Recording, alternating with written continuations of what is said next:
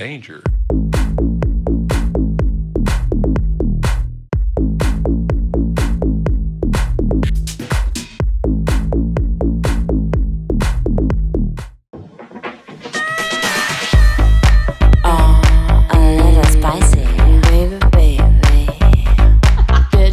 Motherfucker, please.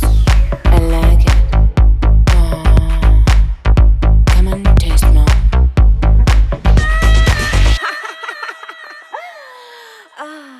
Olá, você que tá aí vendo seu pornozinho na madruga e clicou sem querer nesse vídeo aqui, seja muito bem-vindo. Antes que você desapareça e volte pro que você tava fazendo, eu quero te contar uma coisa, fazer uma pergunta. Você já viu uma drag deputada federal? Pois é, você vai ver hoje essa drag, você vai conhecer a melhor congressista desse país. E antes disso a gente vai conversar com uma maravilhosa amiga que acabo de receber aqui no Cabaré, Bia Cardoso, que escreve para as blogueiras feministas. Olá, gente. Seja muito bem-vinda, Bia. Olá. Um prazer tê-la aqui. Obrigada. Olha só, eu queria primeiro que você contasse um pouco para as pessoas que estão vendo como que é o seu trabalho, como é que funciona o blog. As Blogueiras Feministas é um blog na internet, blogueirasfeministas.com. Nós começamos em 2010 e ele é um blog coletivo. O nosso objetivo é expandir a discussão sobre feminismo e participar ativamente na internet, ocupar esse espaço virtual. Nós somos um grupo virtual. E aí, individualmente, nós participamos de eventos no Congresso, algumas discussões, para marcarmos presença com física, né? Digamos assim. E vocês trabalham em quantas cidades? Quantas pessoas? É vasto, porque é virtual, né? A maior parte do nosso trabalho, basicamente com texto de divulgação nas redes sociais. Então, assim, atualmente nós temos 7 pessoas na coordenação do blog.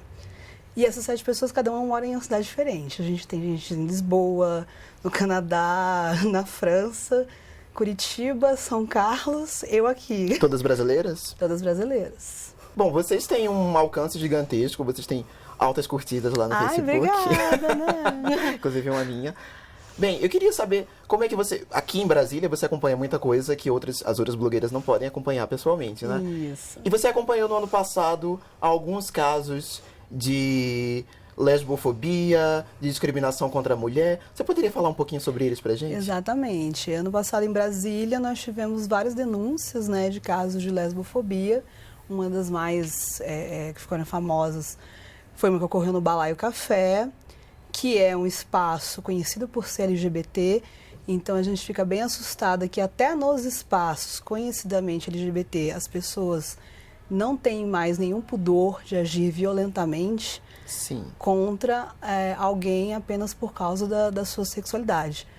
Então, acho que 2 meninas faz um tempo que aconteceu, né? Eu acredito que foram 2 meninas que foram agredidas por um grupo de pessoas, principalmente rapazes, e foi parar na delegacia e tudo. Inclusive na delegacia elas também foram mal recebidas pelos policiais. Mal recebidas, porque toda a questão do atendimento do Estado em relação à violência das minorias é um grande problema.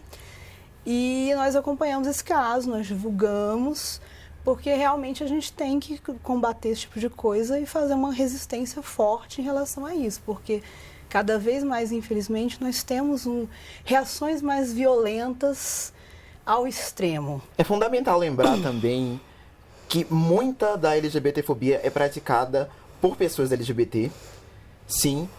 Você colocou muitos espaços LGBT hoje tem sofrido violência e muito disso acontece, inclusive, é perpetrado, inclusive, por pessoas LGBT. Uhum.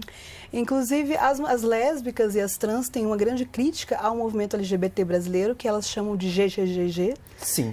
Porque o gay é o centro da questão e, querendo ou não, os gays têm uma maior, digamos, proeminência na mídia. De fato. E mais fala.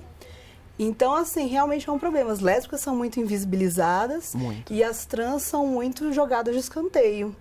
Você colocando aí que essa questão do GGGG, me lembra que no passado, na verdade, o nome era GLBT. E foi transformado para LGBT para colocar o lésbica na frente. Isso é uma coisa fundamental. Sim, foi uma grande vitória. E é muito bom ver que perpetuou. Bom, a gente foi conversar com a deputada Érica Cocai. E aí você, olha, confira isso aí, porque eu fui no Congresso, já falei que eu sou uma deputada agora. Foi uma maravilha, fui muito bem recebida, causei naquele lugar. A melhor festa que eu fui em muito tempo foi aquela no Congresso. E você vai ver agora a nossa entrevista com a Érica Cocai, deputada do PTDF.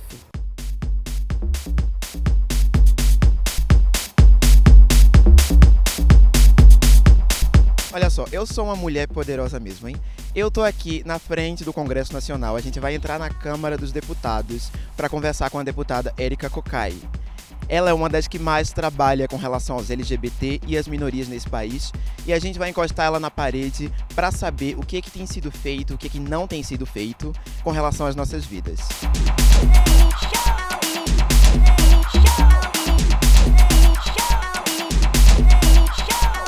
Olá, deputada. É um prazer tê-la aqui conosco. Seja muito bem-vinda ao Cabaré. É um prazer estar aqui no Cabaré. Olha só, para começar a nossa conversa, para deixar aqui claro, eu sei que a senhora é uma das maiores defensoras dos direitos de minorias e de LGBT aqui no Congresso. Na verdade, hoje em dia, uma das raras, não é verdade? E eu gostaria que a senhora explicasse para as pessoas que nos assistem um pouco de como tem funcionado projetos de lei, quais as iniciativas que circulam, que possam beneficiar a população LGBT. Olha, eu diria que nós estamos vivendo tempos de trevas, eu acho, né? Trevas. A gente tem um crescimento muito intenso do fundamentalismo religioso, um fundamentalismo encarcerador, um fundamentalismo patrimonialista. E esses fundamentalistas têm se dialogado. Eu diria que tem feito um balé muito macabro aqui no Congresso Nacional e um balé pisoteando a própria Constituição que fala em dignidade humana. Então nós temos projetos, eu e o deputado Jean temos alguns projetos, o casamento civil igualitário, a identidade de gênero, onde nós propomos uma série de concepções e de leis que apontam com a dignidade humana e a liberdade. Nós temos, por exemplo, volta de 5 projetos para sustar o decreto, ou 2 decretos, da Secretaria de Direitos Humanos da Presidência da República, que asseguram o direito ao nome social, que asseguram o direito a se usar o banheiro que corresponde ao seu próprio gênero, a própria forma como você é.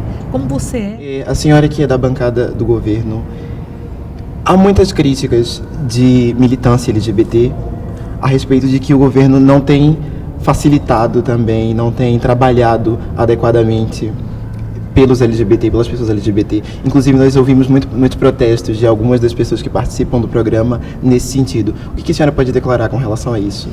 Eu acho que a sociedade civil ela tem que avançar, a sociedade tem que avançar.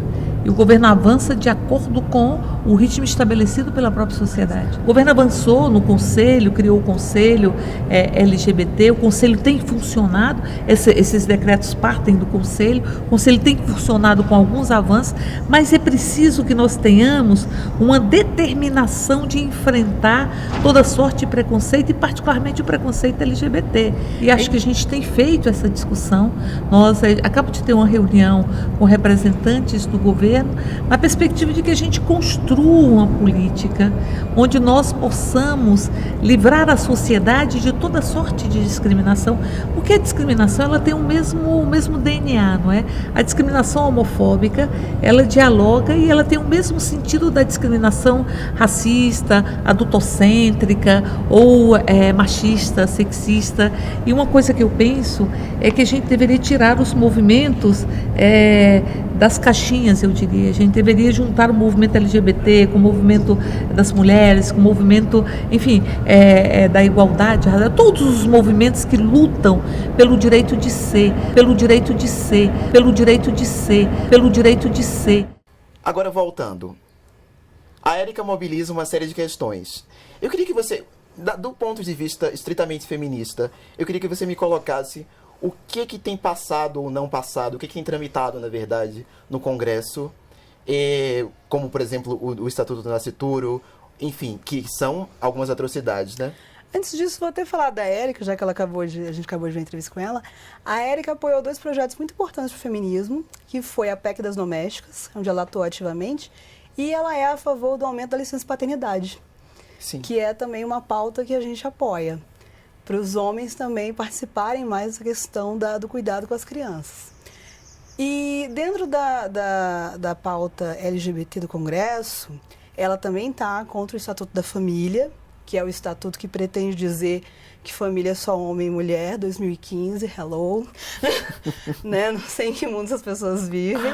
E algumas mulheres, né, especificamente. Exatamente, porque é muito absurdo você pensar em 2015 que tipo uma família é só isso. Sendo que existe, sei lá, trocentos tipos de família há muitos anos, porque as pessoas morrem, as crianças são cuidadas por outras pessoas. Isso é um retrocesso gigantesco. Exatamente. E então o Estatuto da Família tem esse problema, colocaria várias famílias na clandestinidade, digamos assim. E a gente tem o Estatuto Nascituro, que para as feministas hoje é a pior pauta terrorista que está tramitando no Congresso, porque ela define que a partir do momento que há fecundação entre o espermatozoide e o óvulo, aquele produto já é uma vida. Então, todos os tipos de aborto, por exemplo, seriam proibidos. Todos. E você não teria pesquisa com células-tronco, você não teria mais pesquisas científicas, você teria uma série de problemas em relação ao descarte de embriões de fertilização in vitro. Então, assim, é uma questão que para a mulher vai implicar em muito mais problemas em relação à questão do aborto, que já é tão complicada, do que a gente tem hoje. Tanto os deputados mais progressistas, mais voltados para as pautas de historicamente, direitos humanos, né? A gente tem a Érica, a gente tem o Jean, a gente tem o Paulo Paim. Eles estão vivendo num local em que eles são a minoria da minoria da minoria. E os movimentos sociais também estão sofrendo muito com isso. Hoje o feminismo, quando vai no Congresso, dificilmente é para propor pautas. É muito mais para tentar barrar votações de Estatuto da Família, Estatuto Nascituro. A gente teve uma audiência pública sobre aborto semana passada, que gira em torno de questões ridículas, como, por exemplo, mas ninguém vai perguntar ao feto o que ele acha? Amigo! Bia, você acompanhando muito o movimento feminista, eu queria te fazer uma pergunta. Isso é uma polêmica, na verdade. Uhum. Como é que você vê a participação de mulheres trans no movimento? Então, eu acho que mulheres trans são mulheres. Então, assim, para mim a questão nem precisava ser discutida, né? Mas o que eu gosto muito das mulheres trans é que elas trazem justamente mais elementos para a gente pensar o que é ser mulher nos dias atuais, assim. Mulher não é só estereótipo, mulher não é só feminilidade, e as trans trazem outros elementos para a gente pensar o quanto é justamente importante a gente captar essa riqueza das mulheres para dentro do feminismo. Bom, em alguns setores do movimento feminista existe uma repressão muito grande com relação a isso, né? Fala-se que uma mulher trans, por exemplo, não sofre a mesma quota de machismo que uma mulher cis, que homens não sofrem machismo de jeito nenhum. O que você pensa disso? Eu discordo. Eu acho que, primeiro, nós temos assim uma sociedade em que nós temos vários tipos de opressão. Então, nós temos machismo, racismo, capacitismo, que é a opressão contra as pessoas com deficiência. A gente tem uma série de questões. Então, assim, as pessoas, para mim, não são uma linha reta. Não é uma caixa fechada. Dependendo da posição que você ocupa, você pode ser opressor ou oprimido. Inclusive, isso pode mudar dentro do mesmo dia, da posição em que você esteja. Então, por exemplo, na questão das trans, eu acho muito interessante que hoje nós temos uma visibilidade muito grande. A gente tem várias trans na TV, por exemplo. Eu vejo entrevistas com Thalita Zampiroli, vejo entrevistas com Tammy Gretchen. E, assim, as pessoas trans estão aparecendo mais e isso é muito bom. Eu fico muito feliz. Mas, ao mesmo tempo, elas só podem aparecer em determinados contextos, em determinados lugares, geralmente nessa parte de mídia, entretenimento. Sim. E isso acaba limitando os espaços. Na verdade, esses espaços são colocados muitas vezes são colocados de maneira sincera, mas às vezes são uma forma somente de ridicularizar, ou de diminuir, ou de mostrar que não é natural o suficiente. Exatamente. E aí é aceito que a pessoa vá até aquele pedaço. A partir do momento que a pessoa quiser fazer uma coisa considerada comum das pessoas heterossexuais, aí isso já é barrado. Adotar uma criança. Adotar uma criança, por exemplo. Num mundo em que cadeias serão privatizadas, sempre vai faltar presos. Num mundo em que a desigualdade social precisa de pobres, sempre vão faltar pobres. Num mundo em que igrejas precisam de fiéis carneirinhos, sempre vão faltar fiéis carneirinhos. Isso. Bom, nossa conversa foi maravilhosa. A gente fica por aqui. Eu agradeço muito a sua presença aqui, Bia. Agradeço e parabenizo o seu trabalho, que é maravilhoso. Obrigada.